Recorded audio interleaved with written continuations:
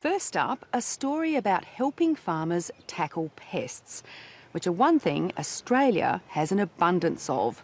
From feral cats, rabbits, goats and pigs to wild dogs and plagues of kangaroos.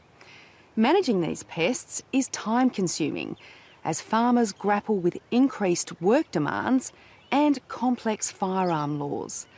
But as Peter McCutcheon reports, there are many people out there happy to lend a hand. And a warning, there are some scenes in this report that viewers may find distressing.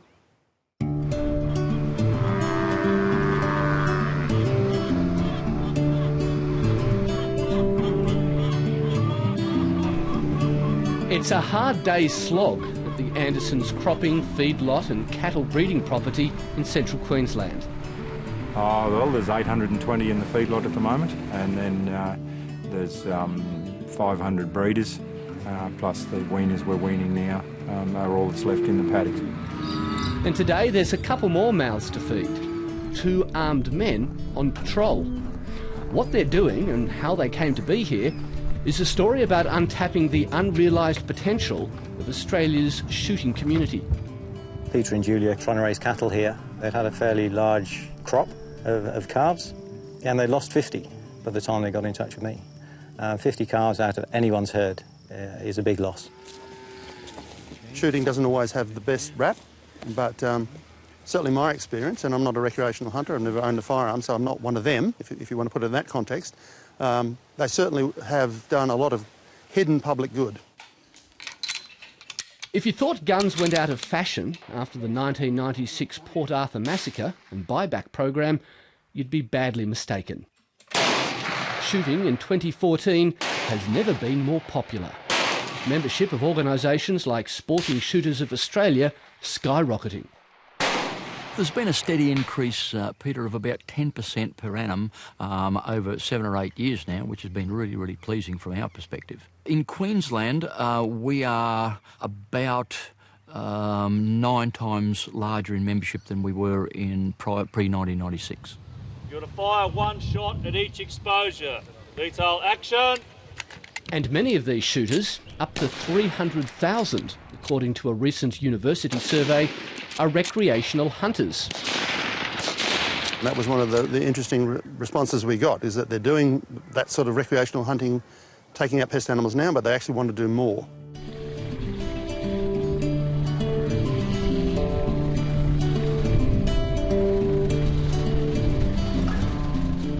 And there's a lot more that needs to be done on properties like the Andersons farm. The Andersons are still recovering from a wild dog attack on their herd earlier this year. It was deeply disturbing. Some of the calves had, I reckon they'd only been born a few hours when they were killed, like it was, they just didn't have a chance, Not with 6 dogs in a pack, yeah, that's when they do the damage. And it was just horrific, and I could just see cows not mothered up to their calves, and it was just such a distressing time. And Peter eventually came up and picked me up in the ute, and we went round and checked them all and made sure they were all mothered up on dark, but yeah, it was just night after night. It was very distressing. In just weeks, they lost up to 40 calves.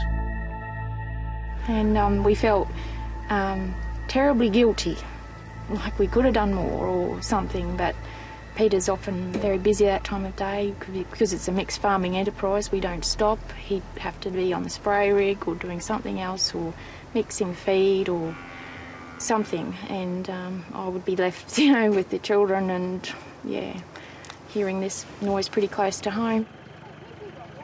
Now, Peter Anderson knows how to handle a firearm, but spending hours tracking down elusive and dangerous animals was just too much.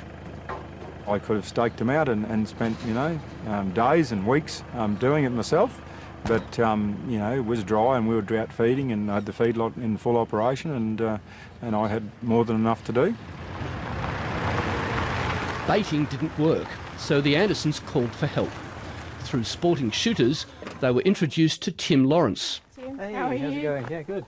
Nice to see you. Yeah. And we selected Tim mainly because he was a bit more local than some of the other applicants. He's over at Glendon, it's only 2 hours away, and he does shift work in the mine, so he's got 4 or 5 days off at a time, so he could come over here and give it a pretty fair effort. Tim took out 4 of the 6 dogs earlier this year, and today he's back to track down the remaining 2. So where exactly were they? Well, I found 2 sets of tracks coming out of the depot paddock. We call that the depot paddock, where in the black soil. I presume they crossed the road towards the cultivation, which is next to the depot where you see the big silos, and cross that cultivation and go towards the dam at Kohler. Those other 2 are still getting around. We see their tracks, and Tim's determined to get them, and yeah, he enjoys what he's doing, so it's like a hobby or an outlet for him, and it's a big advantage to us. Tim doesn't charge for this service. Sporting Shooters takes care of his insurance. Hunting for him is a welcome break, away from his day job as a mine engineer. It's a camping trip, you know. It's an opportunity to come out, get out in the open, have a wander around, keep fit. I'm stuck behind a desk for a lot of my job. So yeah, this keeps me out, keeps me active. He's part of a national program Sporting Shooters call Farmer Assist, which is being rolled out first in Queensland with the support of the rural lobby group AgForce. So what sort of farmers are taking up the offer? We've had a lot of graziers so far, so sheep and cattle operations. I've had a number of graziers from Cunnamulla, Junda, Longreach areas ask me about it and you know, call the AgForce office to find out more about it. And there's been a bit of spread from word of mouth there as well. The main reasons why farmers want a shooter on their property is to get rid of pigs and wild dogs. Wild dogs in particular cost producers hundreds of millions of dollars a year and were recently declared a pest of national significance. There's also an increasing problem with kangaroos, and culling macropods requires special permits.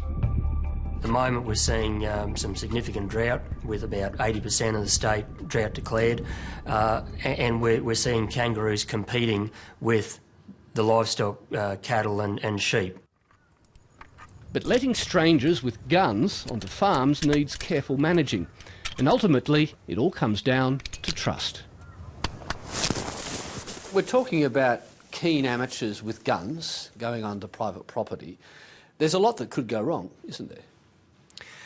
There's always a risk, I would assume, Peter, but the system and the program that Sporting Shooters have set up in Farmer Assist, there's a lot of checks and balances that they put in place. They put a lot of thought into it, into how they're going to operate it and manage it, and also maintaining the credibility and the reputation of the program itself. Those checks include signing up to a code of conduct and passing an accuracy test. Shooters have to be able to hit an 8-centimetre target 5 times from 100 metres away. As a British Army veteran and competitive target shooter, Tim Lawrence works within 1/10 of this range, about the size of a small coin. If you can't shoot, you're not going to make it. You have to be a reasonable shot. And it's important because it might seem a bit washy, but if you're going to come out and start shooting animals, the least you can do is be humane about it. You don't want to start winging animals and then sending them back into the bush to die slowly. It's not what we're about. Yeah.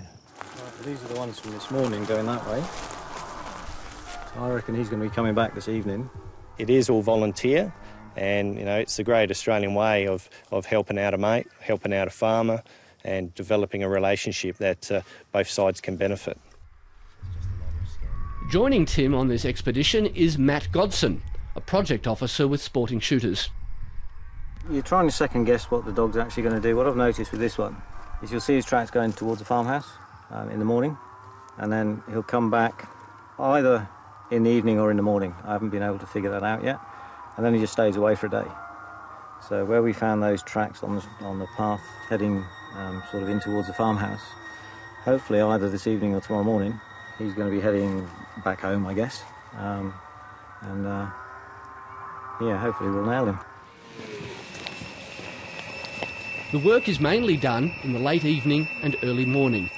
It's a job that requires patience and endurance. I don't mind looking for the dogs and not finding them. It doesn't bother me in the slightest. It's not a job for people that just want to wander around and put holes in things. You're not going to. Hunting is hunting, it's not shooting. From time to time, Tim looks through his scope for any hint of movement in the bushes, but the evening hours passed without incident.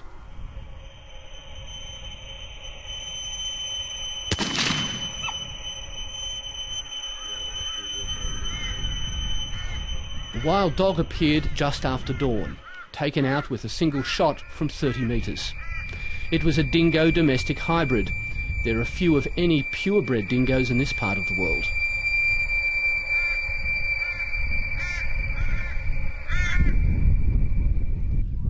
So how many hours' work have you put into this one dog? This dog I've known about for a while. In fact, I've known about it since the first time I visited.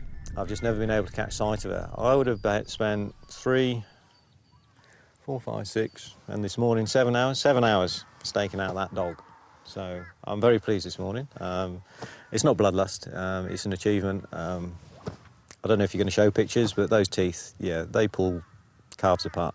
Yeah, it's not a pet dog. Not too bad, mate. You? Oh, good, thanks, mate. There are other ways recreational hunters could help with land management. According to a recent survey, 77,000 shooters were asked if they'd be prepared to pay an environmental levy every time they bought hunting equipment. Remarkably, most of those surveyed said yes. And we got 60% responding that they would be happy to pay a 5% tax, and another 30% saying they'd be willing to pay a 10% tax for conservation. There is scope for that, Peter. It's proven to be an incredibly successful program in the United States, where it's been operating now for almost 80 years. So I think there's some scope here in Australia. Mind you, there are some real obstacles in the minds of many of our members. Yes, because it's very unusual for an organisation to be advocating its members pay a new tax. Well, as I say, we'd be very, very cautious in promoting that, primarily because I would believe that probably the average Australian is not necessarily convinced that their tax dollar is spent as wisely as it might be, is not managed as wisely as it might be, and they probably, without being too critical, don't necessarily trust governments of any colour to not to keep their hands out of the till.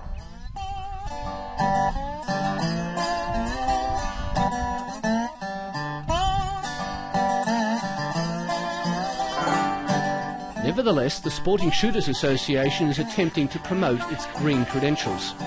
This property, just west of Brisbane, is owned by Sporting Shooters Australia and is a registered nature reserve, despite the fact that it includes a shooting range. Sporting Shooters President Jeff Jones says the Queensland Government is now planning to plant over 100,000 trees here to increase the local koala population. And you'd be the sort of landowner that would be able to keep feral pests under control, I imagine. Most definitely. That's part of the contract that we have with the government. We are obligated to keep the feral animals under control. Will this be seen as a type of rebranding, if you like, of Sporting Shooters? Be more attractive to parts of Australia that have been hostile towards firearms? Well, I suppose it could be construed that way, but I think it's part of, if you like, an evolutionary process. The world is changing, and all sorts of sports and activities need to change along with it.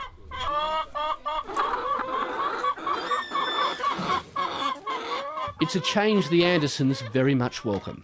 Linking up with a shooter they can trust is not only insurance for their farming business, it also brings peace of mind to a young family. You think Tim will keep coming back here? I'd like him to. It's up to him, and I really hope he does continue. And yeah, this is just as much his home too as ours, I reckon. Coming back's not a problem. I got into this in order to help out the farmers. Peter and Julia are wonderful people. They're very keen and happy to see me when I turn up, and that goes a long way towards it as well.